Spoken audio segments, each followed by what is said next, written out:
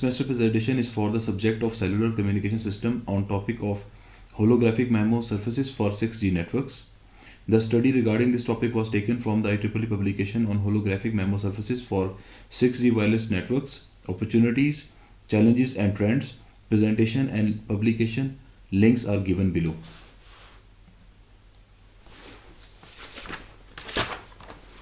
Outline.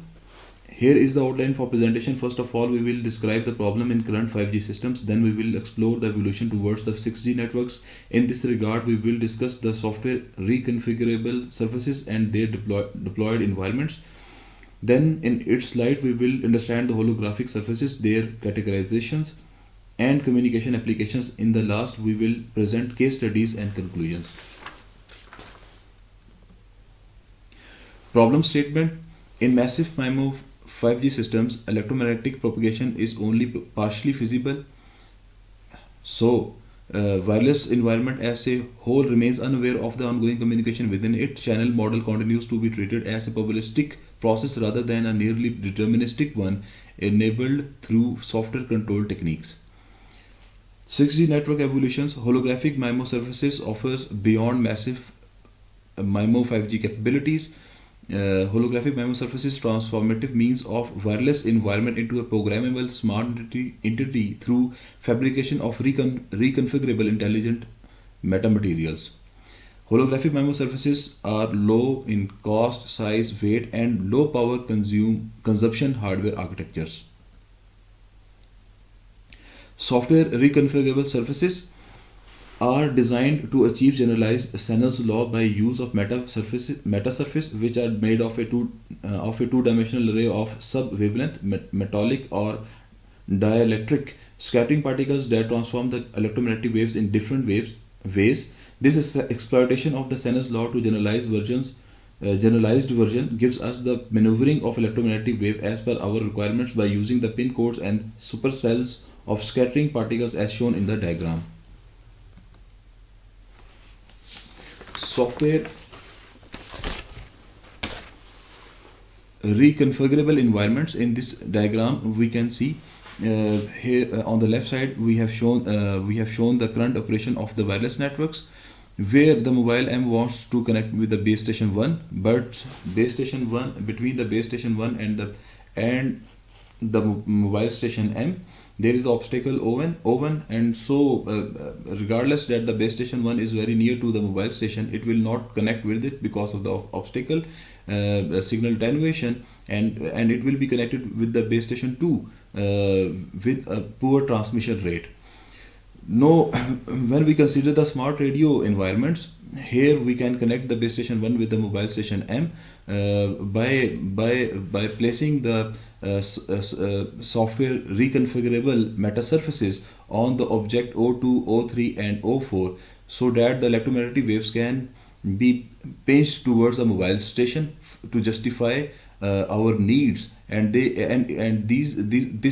electromagnetic waves can be controlled by the reconfigurable meta surfaces intelligent controller, which will be placed in the operator radio access network control. Holographic MIMO surfaces.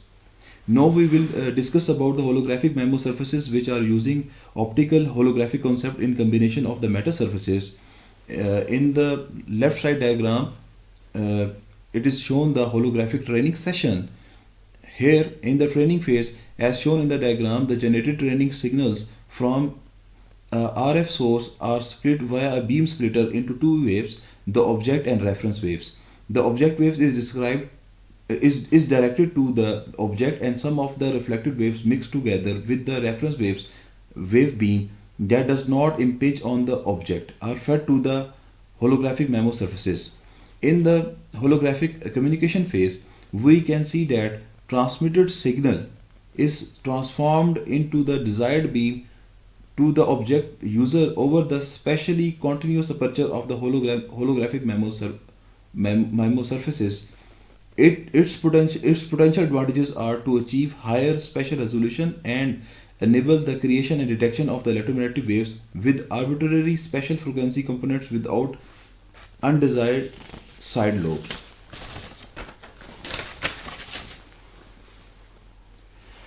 Holographic MIMO surfaces categorization can be done based on the power consumption and their hardware structures. On power consumptions, they are either active or passive, and on the basis of the hardware structures, they can be categorized as contiguous or discrete. No, we explain them one by one. Active holographic MIMO surfaces is defined as when the transceiver role is considered. Passive holographic MIMO surfaces is defined as those surfaces which act like a passive metal mirror or wave collector and can be programmed to change an impinging electromagnetic field in a customizable way.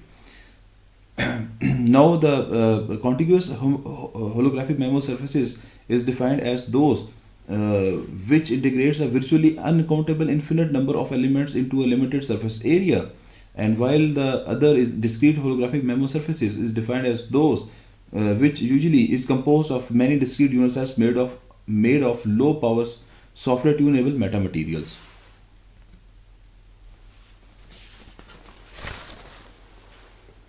Holographic MIMO surfaces operation modes. As shown in the slide on the left side, the continuous holographic MIMO surfaces performs as an active transceiver.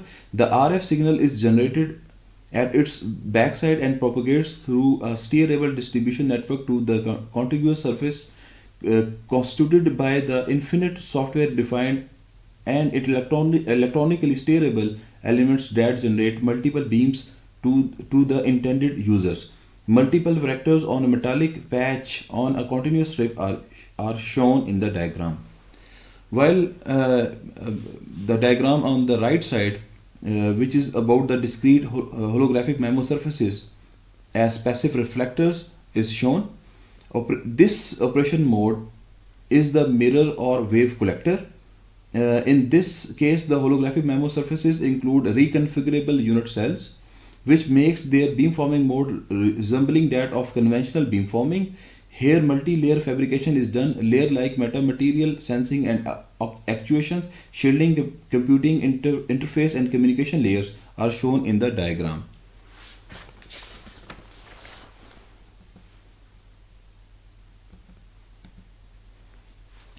Holographic MIMO surfaces communication applications, outdoor applications. In this slide, the communication is outdoor scenario is presented. In diagram, multiple links are shown which are described as A1, A2, A3 and A4. In A1, building connections where continuous active holographic MIMO surfaces can extend the coverage from outdoor base station to indoor users, especially in cases where there is no direct link between the users and base station or the link is severely blocked by obstacles. Secondly, the A2, energy efficient beam forming where discrete passive holographic MIMO surfaces are capable of recycling ambient electromagnetic waves and focusing them to their intended users.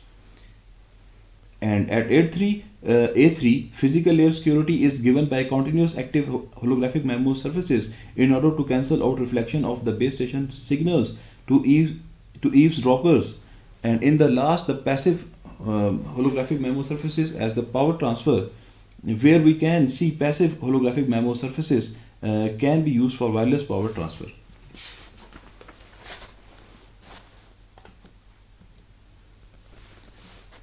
Now, considering the deployment of the active continuous holographic MIMO surfaces in indoor scenarios, two approaches are shown. First one is the A5 and second one is A6.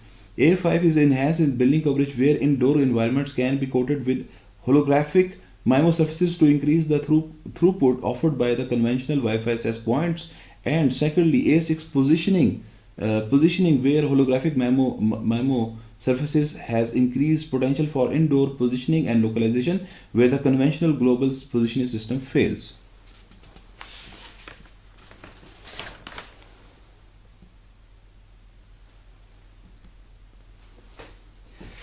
Now we will discuss about two case studies. One of them is case study number 1, indoor positioning with an active continuous holographic MIMO surfaces. The Kramer lower bounds of positioning decreases linearly with tau normalized surface area for traditional MIMOs, while massive MIMO falls short in reaching the cubic decreasing slope that is achieved by the active holographic MIMO surfaces, yielding significant gains in using positioning. Here this diagram is shown.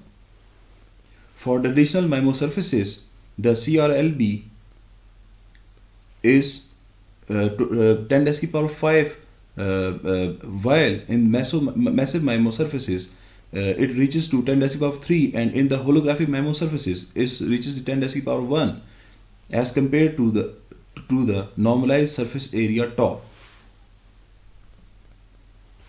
In the case study 2, where we consider the energy efficiency maximization with the passive discrete holographic MIMO surfaces, holographic MIMO surfaces assisted systems achieve a threefold increase in energy efficiency compared to the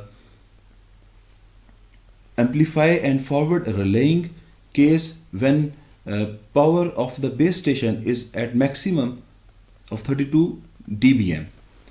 Here average energy efficiency with holographic MIMO surfaces assisted communication versus the maximum base station transmit power Pmax in dBm is shown, where we can see that the average energy efficiency kilobits per joule for the holographic MIMO surfaces with the sequential fractional programming has the value of 140 as compared to the